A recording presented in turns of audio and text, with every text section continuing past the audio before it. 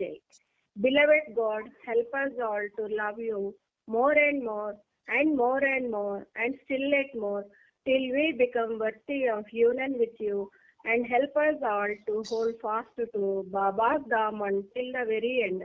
Avatar Meher Baba ki Jai. अवतार मेहर బాబా की జై. ప్రీతం మెహర్ బాబా మేము ప్రసాదించిన ప్రవచనసారమే గ్రహించవలసిన తీరులో గ్రహించి సదవగాహన చేసుకుని వాటిని మా జీవనములలో ఆపాదించుకుని నిజాయితీతోడను నిర్మల ప్రేమతోడను వాటిని ఆచరించలాగున మా అందరినీ ఆశీర్వదించు. అట్టి ఆచరణ యొక్క జీవన శైలిలో జీవించినట్లు మా అందరినీ అనుగ్రహించు. అవతార్ మెహర్ బాబా की జై.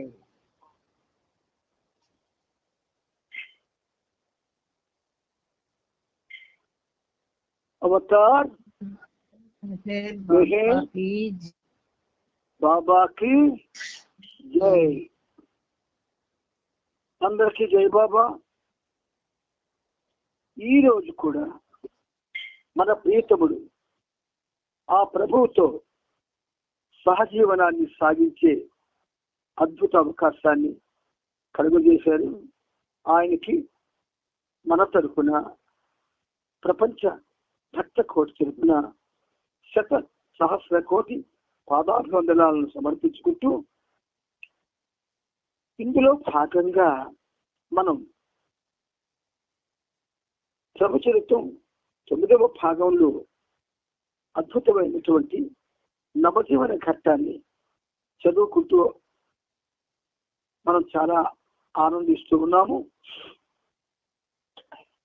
ఆ క్రమంలో ఈ రోజుకి 4022 పేజీకి మనం చేరుకున్నాము.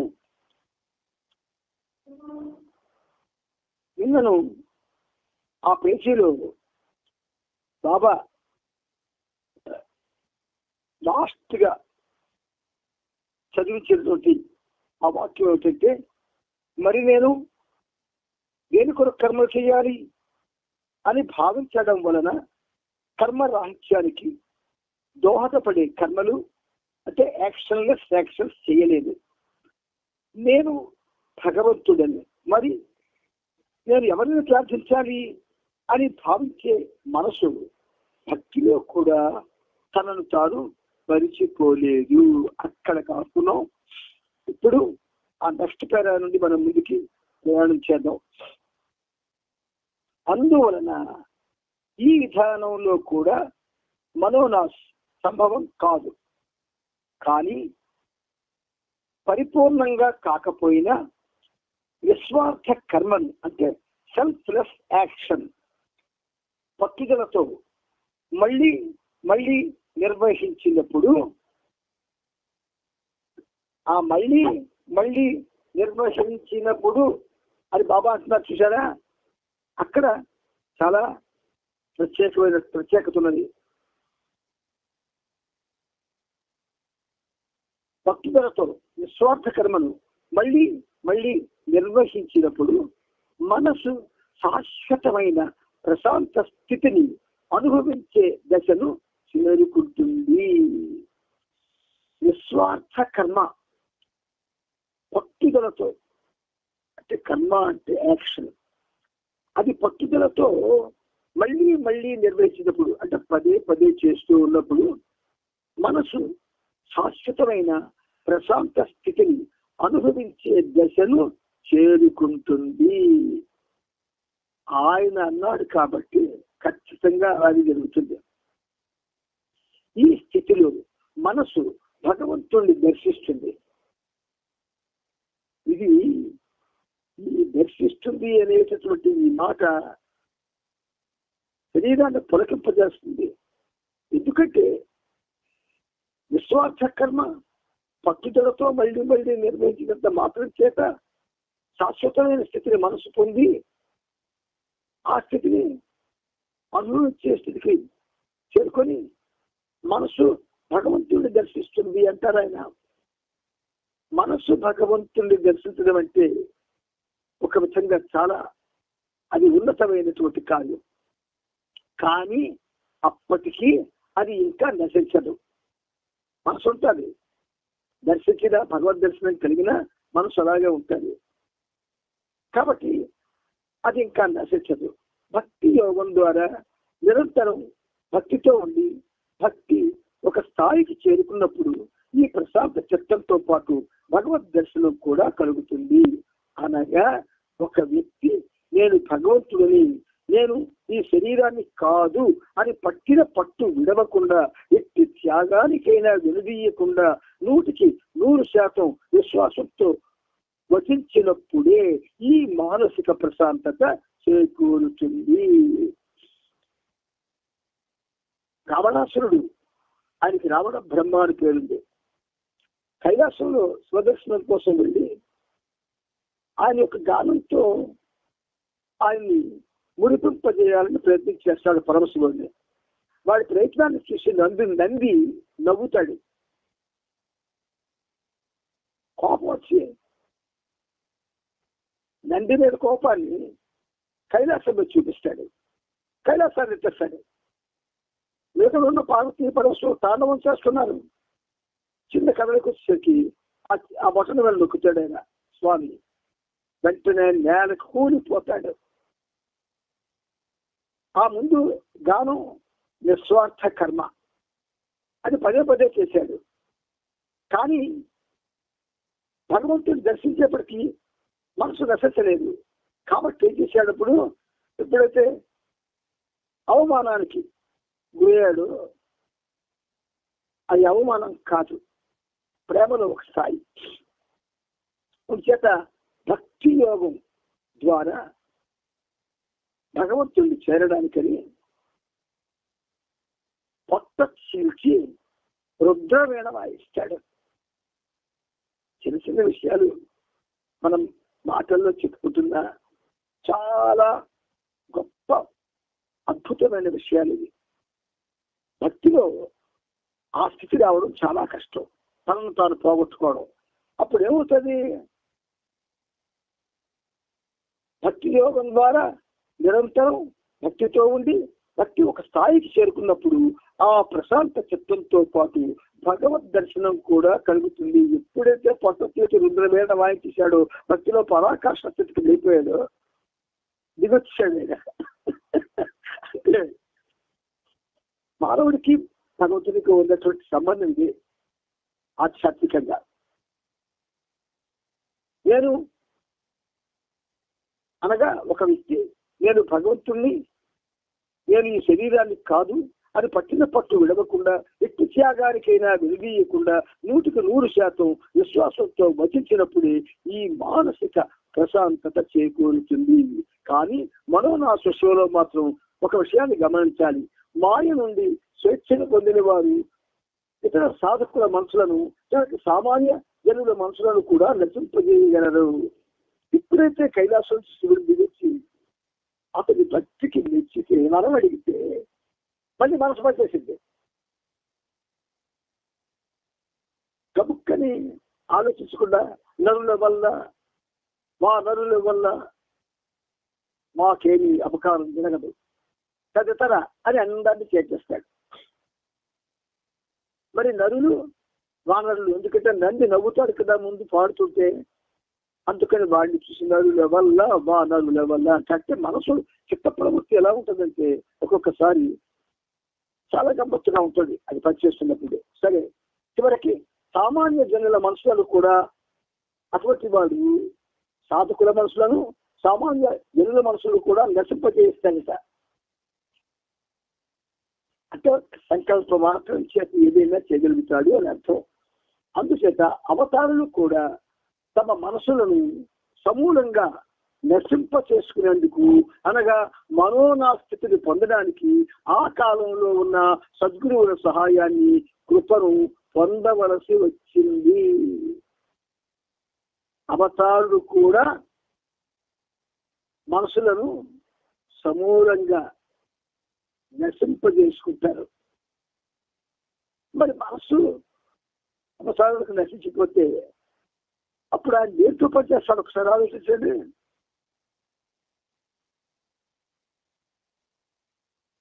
ఆయన యొక్క సంకల్పంతోనే పనిచేస్తాయి. దానికి ఎల్లలు ఉండవు, హద్దులు ఉండవు.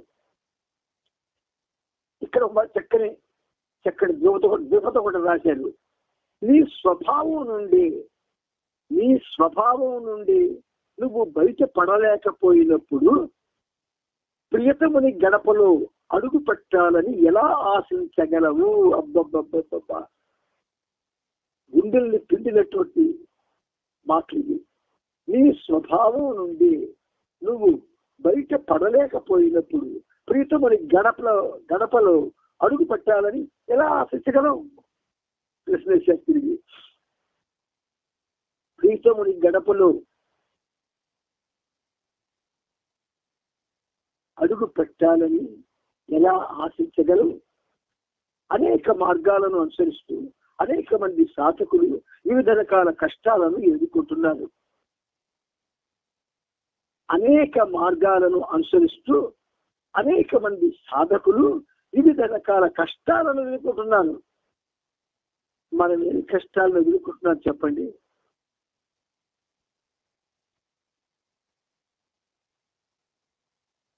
ధ్యానం గురించిన పరిజ్ఞానం లేని వారు ధ్యాన మార్గాన్ని ఎంచుకుంటే పిచ్చివారైపోతారు. చాలా మంది మెడిటేషన్ చేస్తున్నాం, అలా పిరమిడ్ మెడిటేషన్, అలా మెడిటేషన్, ఈ మెడిటేషన్ చేస్తున్నాం అంటారు. కానీ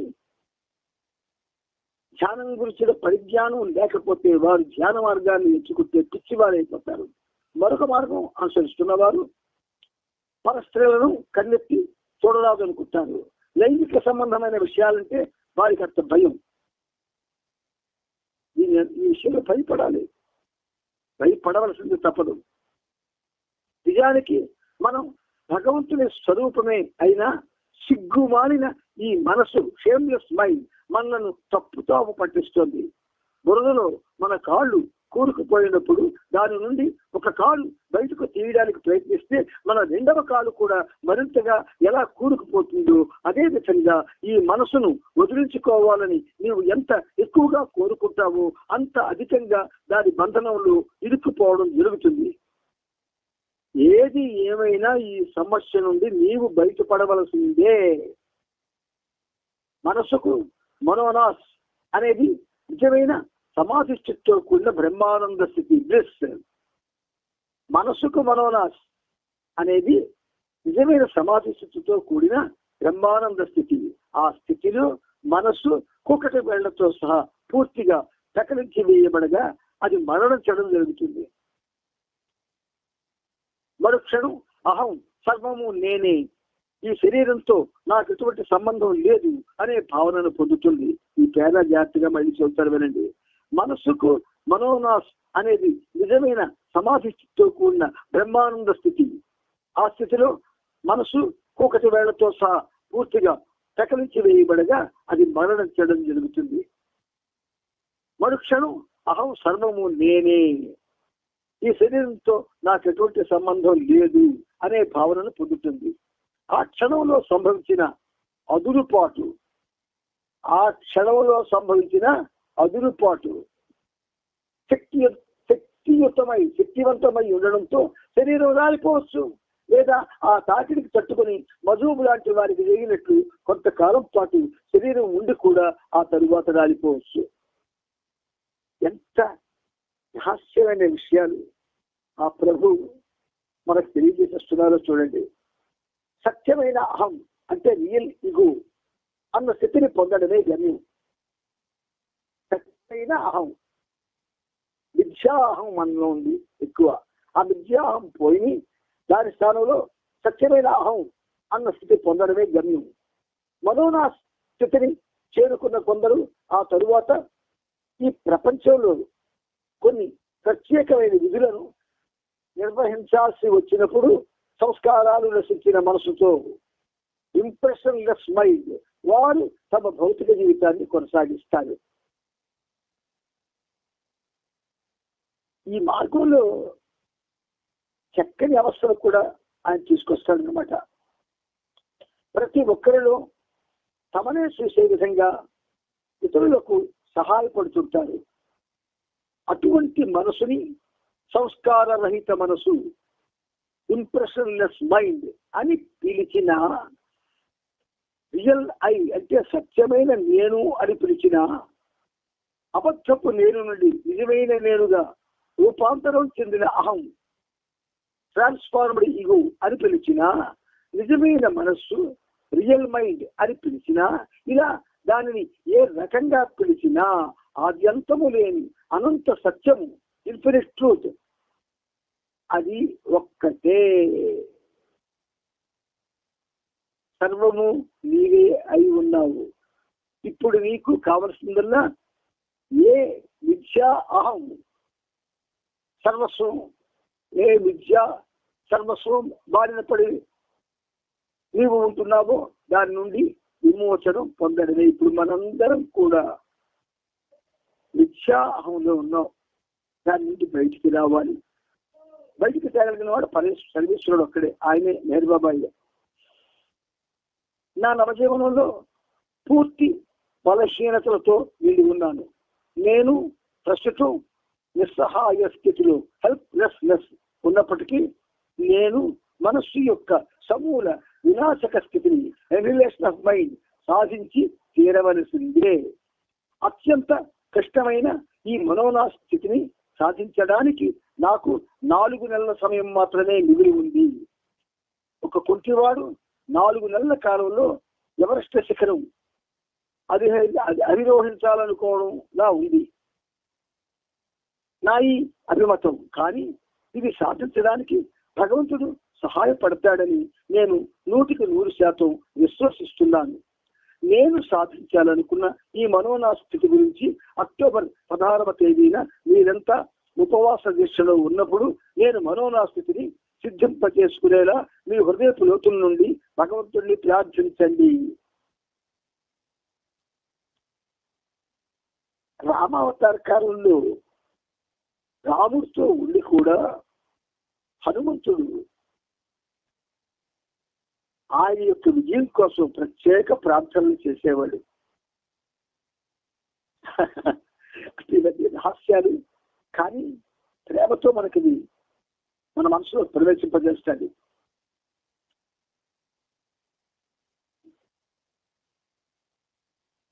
నేను మనోనా స్థితిని సిద్ధింప చేసుకునేలా మీరు హృదయపు లోతుల నుండి భగవంతుడిని ప్రార్థించండి. ఈ విషయంలో భగవంతుడు నాకు సహాయపడతాడని 100% విశ్వాసంతో ఉన్నాను. బాబా ప్రసంగం ముగిసిన తరువాత బాబా దాస్ ఇలా అడిగాడు, ఇక్కడ లేని వారు కూడా అక్టోబర్ 16వ తేదీన 24 గంటలు ఉపవాసం ఉండవచ్చా? ఇష్టం ఉన్నవారు ఉపవాసం చేయవచ్చు. నేను కోరుకున్నట్టు దైవ నిర్దేశిత కార్యం పూర్తి చేయడంలో ఆయన నాకు సహాయం చేయాలని వారు ఉపవాస సమయంలో భగవంతుడిని ఒక్కసారైనా మనఃపూర్వకంగా ప్రార్థించాలి అని బాబా బదులిచ్చారు. ఎవరు బాబాను ప్రశ్నించకూడదనే నియమాన్ని ప్రవచనం ప్రారంభంలోనే విధించినప్పటికీ బాబా మాటలకు అడ్డు తగిలి రంజు ప్రశ్నించినప్పుడు బాబా ఆ ప్రశ్నకు బదులుగా నీకేమైనా బుద్ధి అనేది ఉండుంటే నీవెప్పుడు ఇలా అడిగి ఉండేవాడివి కాదు సుమా అన్నాడు. అయినప్పటికీ అతడు అడిగిన ప్రశ్నకు సమాధానమిస్తూ మనోనా స్థితిని ఒక సాధారణ మానవుడు ఎలా సాధించాలో ఒక సాధారణ మానవునిగా నేను వివరించే ప్రయత్నం చేశాను. ఎవరికి వారు నాలో నమ్మకాన్ని, నా పట్ల దృఢ విశ్వాసాన్ని మరియు నా గురించి వారి అభిప్రాయాల్లో భరోసాను కలిగి ఉండే స్వేచ్ఛ మీ అందరికీ ఉంది. అలా మీరు ఉండాలి కూడా. ఎవరికి ఇష్టం వచ్చిన విధంగా వారు నా మాటలకు వివరణ ఇచ్చుకోవచ్చును. ఎవరికి ఇష్టం వచ్చిన విధంగా వారు నా మాటలకు వివరణ ఇచ్చుకోవచ్చును అంటే ఇది మనకు సంబంధించింది కాదు. అప్పుడు బాబాతో ఆ మనోరాజ్ కార్యక్రమంలో ఎవరైతే ప్రయాణం చేస్తున్నారో వాళ్ళకి ఇచ్చిన ఆప్షన్. అలాగే ఏదో ఒక వివరణ గాని వ్యాఖ్యానం గాని సరైనదిగా రుజువు కావడం కూడా సాధ్యమే కదా. నేను ఇంతకు ముందే పాత జీవితంలో మనోనాశను సాధించానని దాని నమ్మకం. అందువల్ల మళ్ళీ మనోనాశ్ ఎందుకు సాధించాలి, ఎలా సాధించాలి అని ఘనీ నన్ను అడిగాడు. అతడు నా చిన్ననాటి నేస్తం అయినందున అతడు అలా ప్రశ్నించినా నేను క్షమించాను. నా వివరణతో పాటు బాబా ఆనాటి సమావేశాన్ని, ఆ వివరణతో పాటు బాబా ఆనాటి సమావేశాన్ని ముగించారు. చాలా అద్భుతమైన పేజీలు చదువుకున్నాం మనం. మరునాడు అనగా జూన్ 30వ తేదీన బాబా ఇలా వివరించారు. అన్ని యుగాలకు చెందిన సద్గురువులను నా హృదయంలో నిలుపుకొని నేను చేసిన ప్రకటన పట్ల డిక్లరేషన్ నాకు చాలా సంతోషంగా ఉన్నది. మీరందరూ కూడా నా ఆనందాన్ని పంచుకున్నారని భావిస్తున్నాను. 1952 ఫిబ్రవరి నాటికి అనంతమైన ఈ బ్రహ్మానందాన్ని కూడా సాధించగలరని ఆశిస్తున్నాను. అప్పుడిప్పుడు 49లో నవజీవనంలో సాగినవన్నీ కూడా మనకి మళ్ళీ చెబుతూ మనం కూడా ఇప్పుడు అవన్నీ అనుభవించినట్టు చేస్తున్నారు బాబా. ఈ తర్వాత పేజీలు అంటే 4026వ పేజీలు చూడండి. 1951 హైదరాబాద్. ఇక్కడ ఒక ఫోటో ఉంది. ఆ ఫోటోలో మీ అందరూ చూడొచ్చు. 4026వ పేజీలో ఉంది. హైదరాబాద్ లో వెనుక నుంచి ఉన్న వాళ్ళు డాక్టర్ అంటే ఎడమ నుంచి, మీరు పుస్తకం పట్టుకుంటే మీకు ఎడమ నుంచి వెనుక నుంచి ఉన్న వాళ్ళు, హైదరాబాద్ వెనుక నుంచి ఉన్న వాళ్ళు ఎడమ వైపు నుంచి గని, జాల్ ఖేర్వాలా మరియు కేశవ నిగం పుకార్. ఎడమ వైపు చివర ముందు కూర్చున్న వారు శేఖర్, బాల్నాటు, పంకరాజ్, వాసుదేవకీల్ మరియు దౌలత్ సింగ్. ఆ ఫోటోలో నవజీవన సభ్యులంతా ఉన్నారు చూడండి. బాబా కింద కూర్చున్న బ్యాచ్కి మీదని సరిగ్గా ఉన్నారు చూడండి. వాళ్ళందరినీ చూస్తుంటే ఒక్కొక్కసారి మనకి అవకాశం రాలేదు అని అనిపించిన ఇలా మన ఈ సహజీవనంలో మనకి అవకాశాన్ని బాబా కలుగజేశాడు. తరువాత బాబా తనను నిర్మించడానికి వినోదాన్ని కలిగించే చిన్న చిన్న నాటికలు రూపొందించి వాటిని ప్రదర్శించమని సమావేశమైన వారందరినీ అడిగారు. కొంతమంది ఆ రోజు కొన్ని తమాషా కథలను చెప్పారు.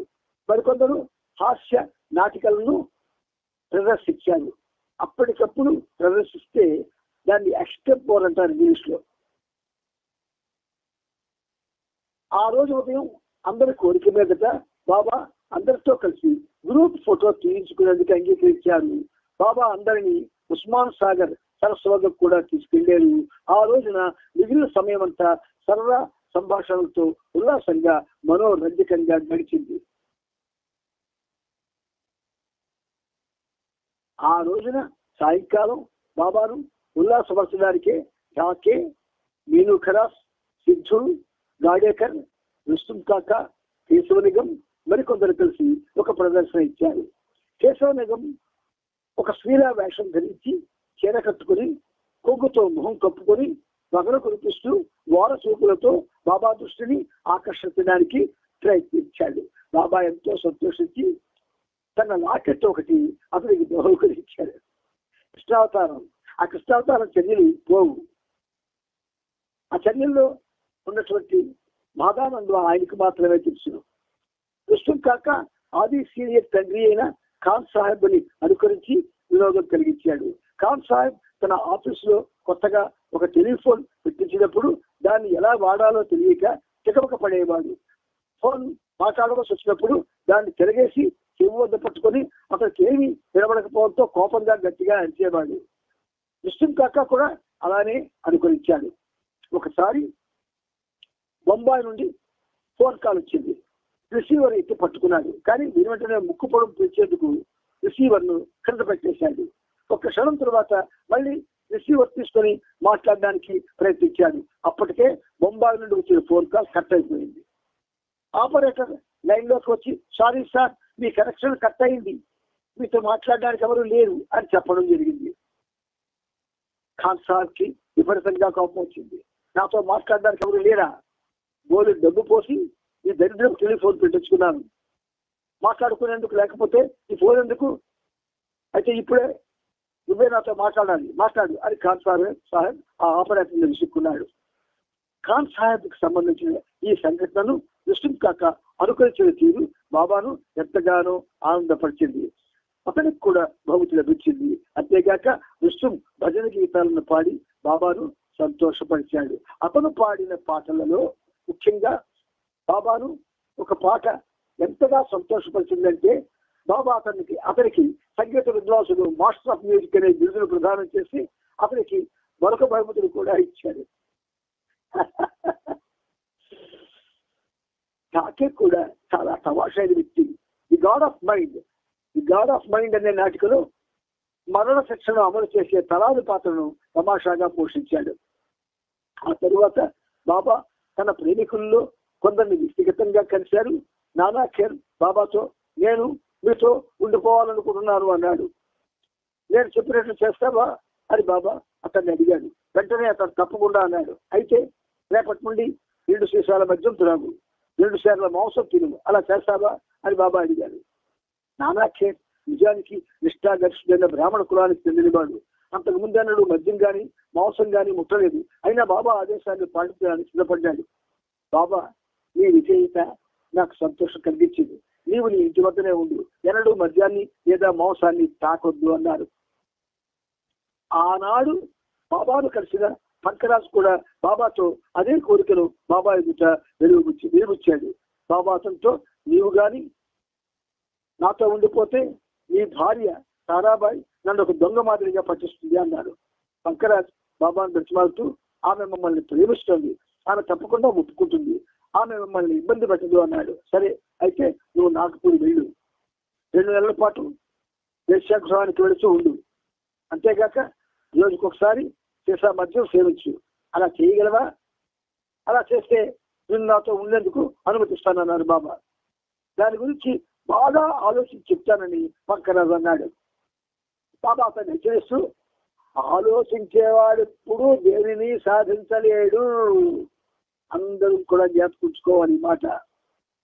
ఆలోచించేవాడెప్పుడు దేనిని సాధించలేడు అవతారుని మాట.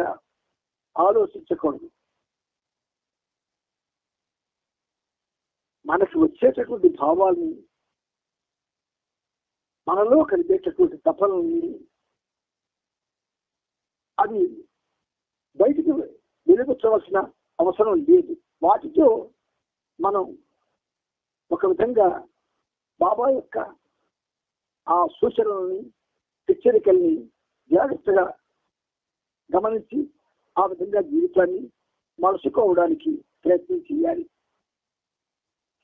ఆలోచించేవాడు ఎప్పుడు దేనిని సాధించలేడు. వెళ్ళి నీ భార్యతోనే ఉండు, వేశ్యలు మద్యం జోలికి ఎప్పుడు వెళ్ళకు అన్నారు. ఆ విధంగా హైదరాబాద్ సమావేశం ముగిసింది. భారతదేశం నలుమూలల నుండి వచ్చిన ఆహ్వానితులందరూ తిరిగి తమ తమ స్వస్థలాలకు బయలుదేరారు. అదే సమయంలో కొరియాలో యుద్ధం తీవ్ర స్థాయిలో జరుగుతోంది. 1951 ఏప్రిల్, మే నెలల్లో చైనా, ఉత్తర కొరియాకు చెందిన కమ్యూనిస్టులు పెద్ద ఎత్తున యుద్ధాలు చేస్తున్నారు. విజయం వైపు అడుగులేస్తూ ముందుకు దూసుకెళ్తున్నట్టు కనిపిస్తున్నారు. కానీ జూన్ నెలలో బాబా హైదరాబాద్ కు మకాం మార్చిన తరువాత ఐక్యరాజ్య సమితి పెద్ద ఎత్తున ఎదురుదాడి చేసింది. అమెరికా చరిత్రలోనే కొరియా యుద్ధం తర్వాత రక్తసంబంధమైనదిగా రుజువైంది. అమెరికా చరిత్రలోనే కొరియా యుద్ధం అత్యంత రక్త శక్తమైనదిగా రుజువైంది. 2.5 మిలియన్లకు పైగా ప్రజలు అందులో మరణించారు. 2.5 మిలియన్లకు పైగా ప్రజలు ఆ యుద్ధంలో మరణించారు. ఒక పక్క బాబా నాటకీయమైన పక్కీలు తన సొంత ప్రణాళికలు రచిస్తూ ఉండగా, వేరొక పక్క నరకప్రాయమైన ఈ యుద్ధం జరుగుతూ ఉన్నది. మురళీ కాళే 1927వ సంవత్సరంలో దేహాశ్రమం ప్రారంభించినప్పటి నుండి ఉంటూ బాబా సేవ చేస్తున్నాడు. ఈ సమావేశ సమయంలో తాను హోమియో వైద్యం చేయాలనుకుంటున్నానని, అందుకోసం ఇంకా చదువుకుంటానని బాబాతో చెప్పాడు. అందువలన బాబా 1వ తేదీని ఇష్టపూర్వకంగా అతనికి సేవక సాచర్య పాత్ర నుండి విముక్తి కలిగించి పాత జీవితం గడపడానికి బాబా అనుమతించారు. నవజీవనంలో బాబాకు అతడు అన్ని నియమాలను విశ్వాసంతో పాటించాడు. నవజీవనంలో బాబాకు శాస్త్రంగా అతడు అన్ని నియమాలను విశ్వాసంతో పాటించాడు. బాబా అతని పట్ల పూర్తి సంతృప్తి చెందారు కూడా. బెంగళూరులో 1939వ సంవత్సరంలో కృష్ణనాయర్ తొలిసారిగా బాబాను కలిశాడు. అప్పటి నుండి బాబాతోనే ఉండిపోయాడు.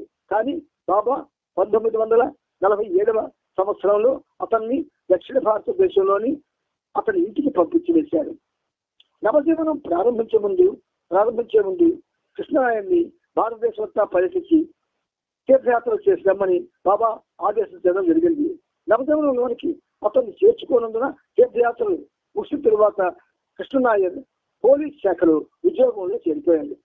ఒకసారి డాక్టర్ గని కృష్ణనాయర్కి, మీకు మధ్య ఏం జరిగింది? గతంలో అతను తరచూ నీ దర్శనానికి వచ్చేవాడు, కానీ ఇప్పుడు నెలల తరబడి ఎక్కడా కనిపించడం లేదు, కారణం ఏమిటి అని బాబా అడిగారు. బాబా, కృష్ణ ఇంతకు ముందు సరైన మార్గంలో ఉండేవాడు, కానీ ఇప్పుడు అతడు దారి మళ్ళీ పక్కదారి పట్టాడు, ప్రస్తుతం అక్కడే ఆగిపోయాడు అన్నారు. అతను ఇలా దారి నుండి మరొచ్చింది ఎవరు గని అడిగాడు. బాబా ఆ విషయం అడగవద్దు అన్నారు. ఈలోగా అదే సమయంలో కృష్ణకి హైదరాబాద్ వచ్చే అవకాశం లభించింది. పోలీస్ ఉన్నతాధికారికి ఒక పార్సిల్ అందించే పనిపైన అతను హైదరాబాద్ ఇచ్చాడు.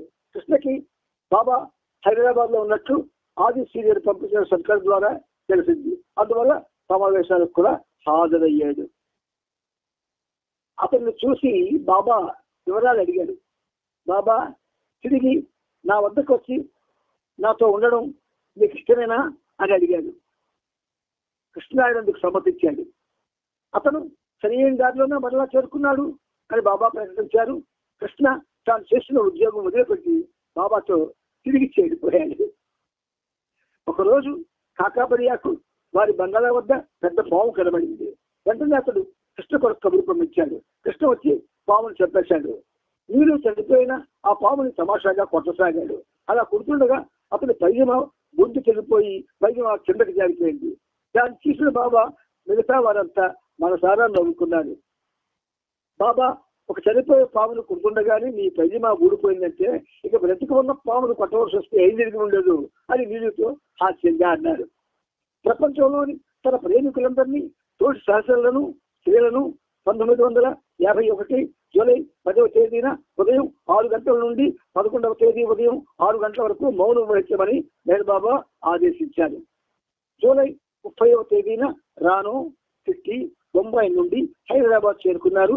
బొంబాయిలో వారు చేసే ఉద్యోగాలను వదిలిపెట్టి వచ్చేయమని బాబా ఇంతకు ముందే ఆదేశించారు.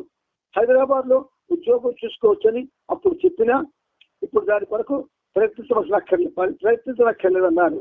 అప్పటి నుండి మళ్ళీ వారు బాబాతోనూ మెహ్రా, మణి, నెహ్రూ, గోహెర్, నాజాలతో పాటు శాశ్వతంగా ఉండనారంభించారు. మణికి, మెహ్రాకు హైదరాబాద్ లో ఉండగా శస్త్రచికిత్స జరిగింది. గోహెర్ వారిద్దరి దగ్గర ఉండి జాగ్రత్తగా చూసుకుంది. జబ్బు పడక ముందు నెహ్రూ ప్రతిరోజు ఉదయం పలహారు తయారు చేయడం, బాబా బట్టలు ఉతకడం చేస్తుండేది. ఆమె జబ్బు పడిన కారణంగా రాను ఆ డ్యూటీ చేయసాగింది. బాబాకు వ్యక్తిగతంగా కావలసిన వాటిని నెహ్రూ చూసుకుంటుంది. కిట్టి సహాయంతో నాజా వంట చేసింది. మరి ఆరోగ్య పరిస్థితి విషమించడం వల్ల బాబా ఆమె క్షేమ సమాచారాన్ని రాను ద్వారా హాస్పిటల్కి తరచు ఫోన్ చేయించి తెలుసుకునేవారు. ఇది ఈ సహజీవనంలో మనకి ఈ సంకల్పం బాబాయే కలిగించి అతి ఉన్నతమైనటువంటి పరిస్థితిని మనం తీరుస్తున్నాడు. ఆయన ఆ ఉన్నతమైన పరిస్థితిని బాబా తెలుస్తున్నాడు అన్న సంగతి ఆయనకి తెలుసు, మనకైతే తెలియదు. ఒక 3 నిమిషాల గ్యాప్ తర్వాత మళ్ళీ మనం కలుసుకుందాం. అవతార్ మెహర్ బాబాకి జై.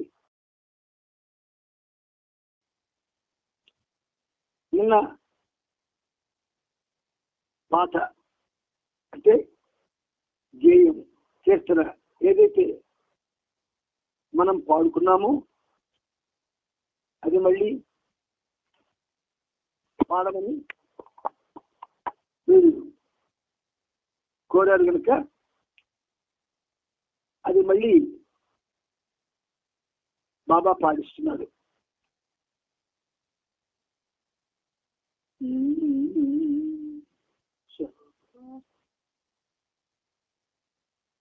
కరుణా సాగర కరుణా సాగర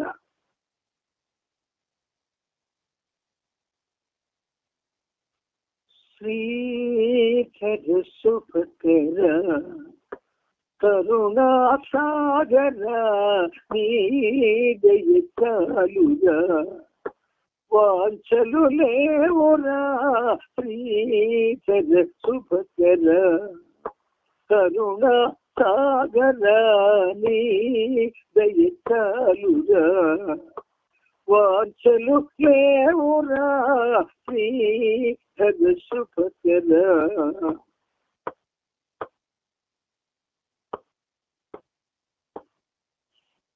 ప్రేమము దీవని ప్రేమించే త్వరవని నగవుల కాచెదవని తెలిపినావు ప్రేమతో ప్రేమము దీవని ప్రేమించే దొరవని నగవుల కాచెదవని తెలిపినావు ప్రేమతో తలపులందు మెదలినావు తండ్రి నా ప్రియతమా శ్రీధర శుభకర కరుణా సాగర నీ దయ చాలురా వాంఛలు లేవురా శ్రీధర శుభకర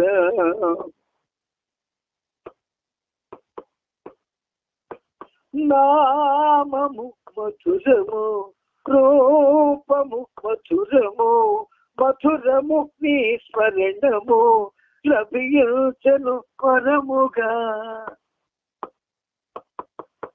నామము మధురము రూపము మధురము మధురము నీ స్మరణము లభించను వరముగా స్మరణలోన ఉంచినావు ప్రేమతో నా ప్రియతమా శ్రీధర శుభకర కరుణా సాగర నీ దయ చాలురా వాంఛలు లేవురా శ్రీధర శుభకర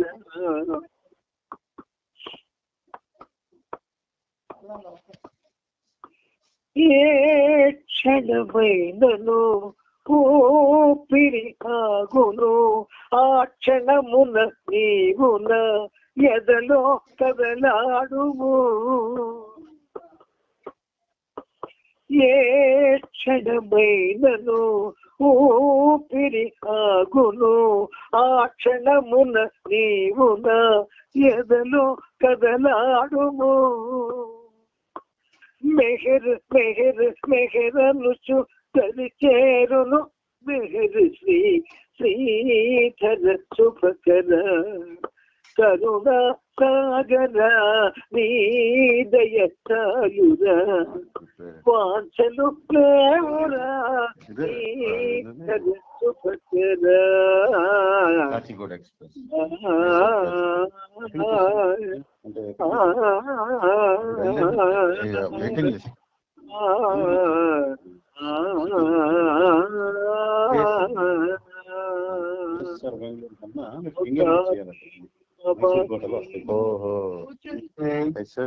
అది హైదరాబాద్ వెళ్ళినప్పుడు ఫింగర్ చేస్తే బోర్డింగ్ కేఎస్ఆర్ అంటారు.